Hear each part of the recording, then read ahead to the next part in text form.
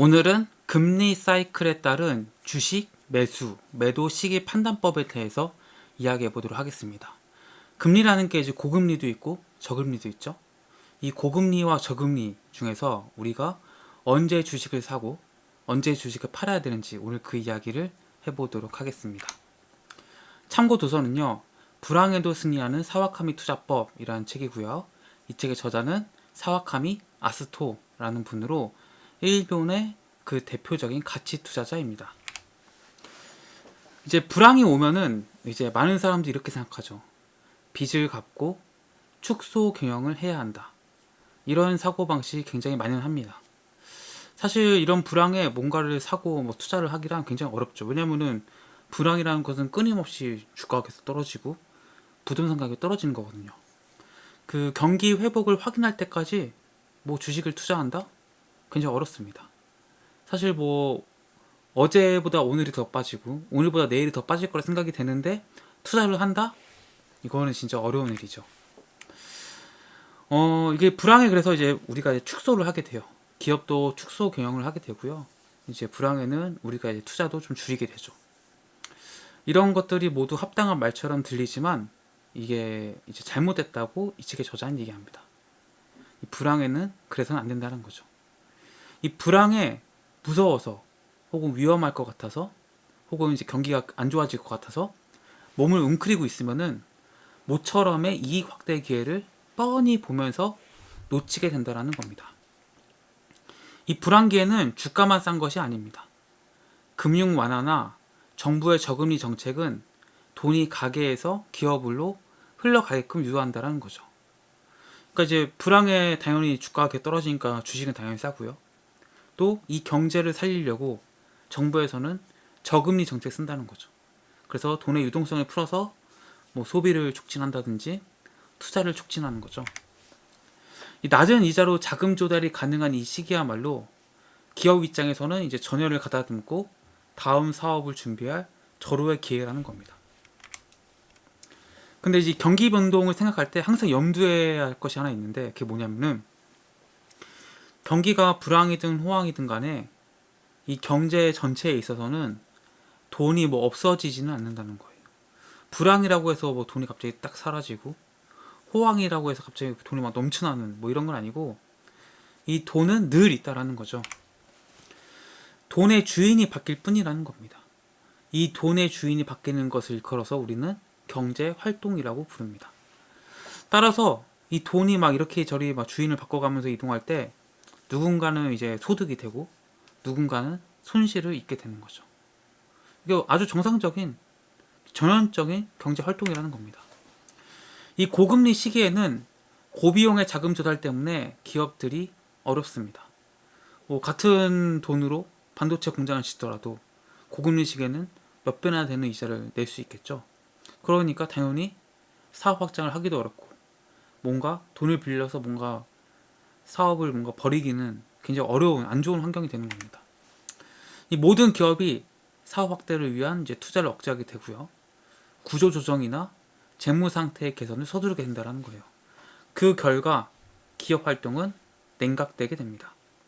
아무래도 위축되게 되죠. 돈이 많이 들어가니까. 당연히 그럼 경기는 나빠지고 실업은 증가하게 됩니다.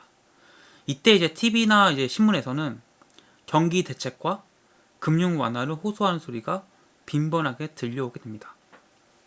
금리를 낮춰야 된다라든지 가계 부채가 이런 얘기가 사라지고 이제 빨리 유동성을 풀어서 뭔가 경제를 활발하게 돌아가게끔 해야 된다. 이런 식의 기사라든지 이런 것들이 많이 나오게 된다는 겁니다. 지금은 아직 그 정도는 아닌 것 같죠. 지금은 이제 가계 부채 얘기 나오고 국가 부채 얘기 나오고 그래서 이제 빚이 어마어마하게 크다. 이런 얘기가 주로 나오죠. 아직은 금리를 빨리 인하해야 된다. 이런 얘기는 잘 안 나오는 것 같아요. 우리나라 같은 경우에.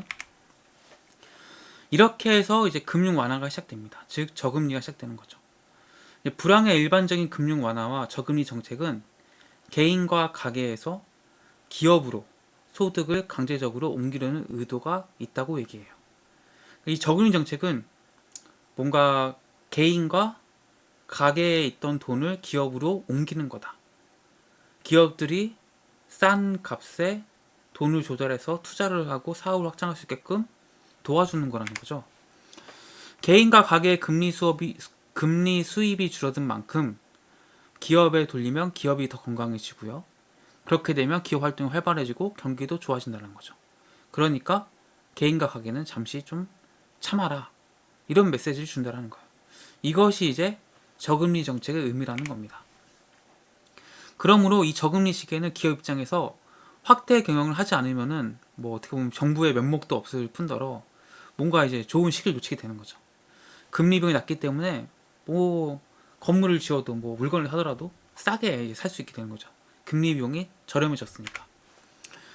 이렇게 해서 경기 회복이 본격화되면은 이제 호황 모드 일색이 됩니다. 그러나 어느새 경기는 과열기미가 보이고 이 시점부터 금리 상승은 급물살을 타게 됩니다.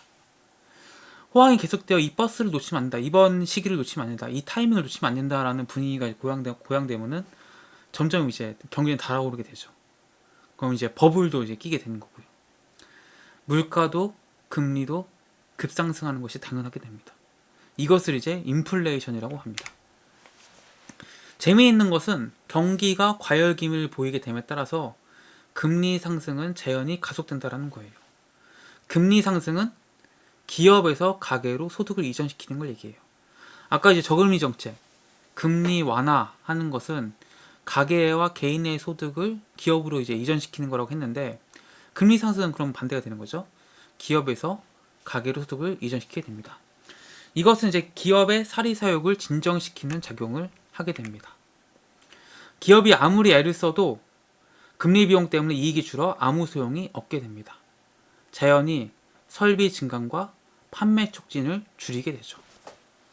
그러니까 기업들이 이제 금리가 너무 비싸지니까 이게 이익이 자연스럽게 줄어드는 겁니다. 그러니까 이게 어설프게 돈을 확 끌어다가 큰 투자를 해놓으면은 이 금리 비용이 비싸서 기업이 흑자, 이익을 내기가 어려워지게 된다는 얘기죠. 그러니까 당연히 기업들은 이제 투자를 줄이게 되죠. 그리고 다시 고금리 상태로 돌아오게 됩니다. 개인과 가계는 이자 수입이 많아서 웃는 얼굴이 되고 기업은 금리 비용 압박으로 이제 사정이 어렵게 됩니다. 지금 이제 기업들 많이 어렵죠. 건설사들이 특히 어렵죠. 지금 약간 이제 이런 상태가 되는 거예요. 고금리에 이제 막 돈 빌려다 쓴 이제 그 기업들이 이자 비용이 막 2배, 3배가 올라 버리니까. 이건 이제 개인 입장에서도 기업처럼 막 부동산 투자 하시는 분들, 자신의 모든 돈을 끌어다가 영끌해서 이제 투자하신 분들은 그 금리 비용이 이전 저금리 시기보다 2배, 3배가 높아지는 거죠. 그러니까 이제 사정이 어려워지는 거죠. 그런 것들이 경매로 막 나오고 있는 시점이고요, 지금. 이제 그러면서 경제 활동이 점차 둔화되고 경제는 냉각되게 됩니다. TV나 신문에서는 경기 대책이나 금융 완화에 대한 논의가 이제 나오게 되고요. 이렇게 계속 경기가 사이클을 돌게 되는 겁니다. 그래서 금리 사이클에 따른 주식 투자는 불경기, 저금리일 때 주식을 사는 거고요. 경기가 과열기미를 보이고 고금리 돌입이 눈앞에 오면은 주식을 팔아야 합니다. 이렇게 이제 금리의 높고 낮음에 따라서 이제 우리가 투자 타이밍을 잡아야 한다는 거죠. 그래서 결론을 좀 내보면은 불황, 저금리, 디플레이션 이때는 주식을 사야 되고요. 호경기, 금리 폭등, 인플레 우려 이럴 땐 주식을 매도해야 된다고 합니다. 그래서 지금 시점을 보면 사실 지금은 이제 주식을 살 시기는 이제 아닌 것 같다. 좀 더 기다려야 될 것 같다. 뭐 이렇게 생각이 드네요. 이 책을 이제 보면은.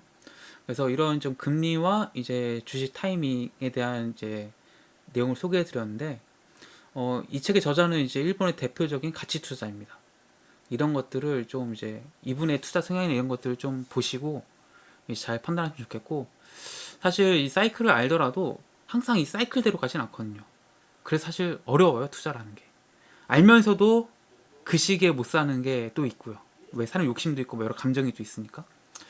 하지만 우리가 이렇게 공부를 하는 이유는 그래도 알고서 판단하는 게 실수를 줄일 수 있고요. 그 줄인 실수만큼 손실이 줄어들 수 있기 때문에 우리 공부를 하는 겁니다.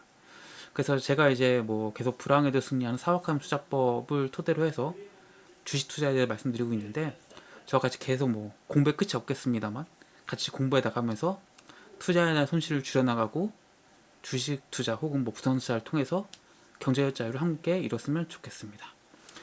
오늘 영상 도움이 되셨다면 구독과 좋아요 해주시면 감사하겠습니다. 고맙습니다.